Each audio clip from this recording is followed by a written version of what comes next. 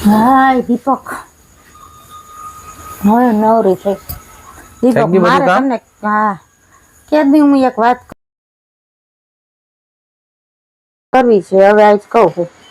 બોલ ને. હું અગાસી ઉપર આયા છાટા ને આવ્યો ને ખાટલો પડ્યો લેવા ગઈ હતી. પડતી રહી ગઈ.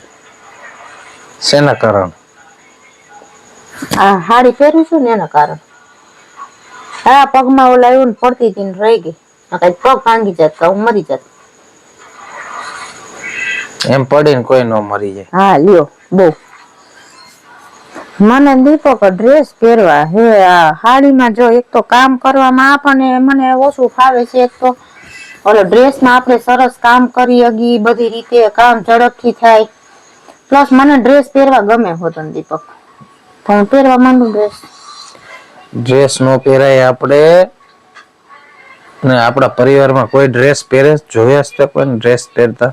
કોઈ ન. તું વાત કરે છે એવી કે મારે ડ્રેસ પહેરવા દે. બધાયનું હું જવાબ ન દઈ શકું બધાયને કે મારી બાયડી ડ્રેસ પહેરે હે ને આવી ને બીજી વાત. એવા સવાલ છે તમારે જવાબ દેવાનો કે 10મા પરીક્ષા છે તમારે જવાબ દેવા પડે? શેના જવાબ દેવાના હોય એમાં? કોક પહેરે તો જ પહેરવાના આપણે, કોક પહેરશે પછી પહેરવા દઈશું. એવું ન હોય, મને ન ગમે સાડી જ પહેરવાની. સાડીમાં ડ્રેસમાં હું વાંધો? અમુક ના સાડી કરતા તમે ડ્રેસ વિચારી લ્યો એકવાર. ડ્રેસ વ્યવસ્થિત કેવાય સાડી વ્યવસ્થિત. હું સાડીની ખિલાફ નથી, હું એમ નથી કેતી, પણ કામ કરવામાં મને ડ્રેસ પહેરવા ગમે.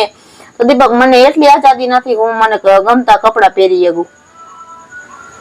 આઝાદી હું સમજુ જ છું કે તને ન ગમતું હોય પહેરવું, પણ આપણા પરિવારમાં નથી કોઈ પહેરતું ડ્રેસ એવું. તો તું પહેલી વાર આવું પહેર તો બધા જોવે તો ઓલું ન થાય એવું કે આ વહુ આવી ની કે આવું પહેરે છે. પણ ડ્રેસ ખરાબ વસ્તુ છે દીપક.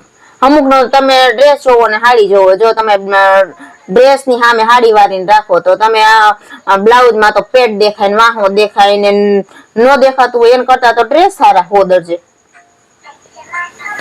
એ ડ્રેસ નથી પહેરવાના, સાડી જ પહેરવાની તારે.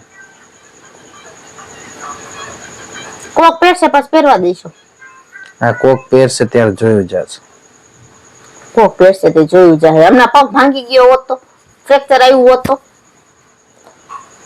સાડી સરખી નથી પહેરતા આવડતું? હરખી જ પહેરી હોય દીપક. આ વીટવાની હોય ને આમ આવી જાય ને ઓલ ચોયણી હોય ને તો આમ પગ આપણે જેટલો લાંબો ટૂંકો કરવો હોય એટલો થતો હોય ને બધી રીતે કામ કરવામાં કેટલું હેલું પડે ડ્રેસ પહેર્યા હોય તો. કે દીપક તમે બીજાનું વિચારો. માણા એકવાર કહેશે કે જો એને બાઈ જાય છે તે ડ્રેસ પહેર્યો છે, બીજી વાર જાય કે જો એને બાઈ ડ્રેસ પહેર્યો, ત્રીજી વાર તો કોઈને કાંઈ ફેરે નહીં પડે. તો બધાને ખબર જ હોય ડ્રેસ પહેરે જ છે. એ પહેલી વાર નજરે ઓળ થાય ને એટલે એ પહેલી વારનું જ છે બધું. તમને કોક કે તમારે કહી દેવું આ તો એમાં શું થઈ ગયું ડ્રેસ પહેરે છે તો. તને એકવાર કહેવાનું હોય કે હવે નથી પહેરવાની સાડી. પણ દીપક મને ફ્રેક્ચર થઈ જાત કે મને કઈ થાત તો ઈ આવત ને પૈસા દેવા દવાખાને કે હાલે તાર બાઈ નું ફ્રેક્ચર થઈ ગયું હું 20,000 રૂપિયા આપું. આને ગામની નો બળતરા ફૂટી. ગામ શું વાતું કરશે, ગામ શું વાતું કરશે, એટલે જ વાહે રહી ગયા છે બીજાનું જોઈ જોઈ બધું. નથી પહેરવાનો ડ્રેસ. નથી પહેરવાનું ના. હવે આ જ વસ્તુ આપણે આપણી નાનું વાર થઈ હોય તો આપણે છોકરી છે ને એને હારે મોકલી હોય અને એને એમ કે હાડી જ પહેરવાની તો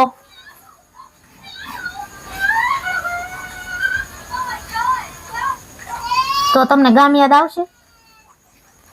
તો કોઈ યાદ ન આવે. તો આપણને કેવું થાય? એ મારી છોકરી છે. હા તો હું કોકની છોકરી છું. લ્યો તમને એની એટલી બરજ, મારા બાપને મારું કઈ ન થતું હોય? મને ગમતા હોય એવા કપડા મારે નહીં પહેરવાના, ઈ તમને ગમતા એવા જ પહેરવાના. એ હારું બાપા, તારે જેવા કપડા પહેરવા હોય એવા પહેર. એવા હાથ જોડીને નહીં, મનથી સમજી ના પાડો તો પહેરવું ગમે, પરાયને પહેરવા મન ન ગમે. હા પણ મનથી જ કહું છું તને. શું મનથી? કયો મન? શું સમજ્યા તમે? શું સમજી ના પાડો છો?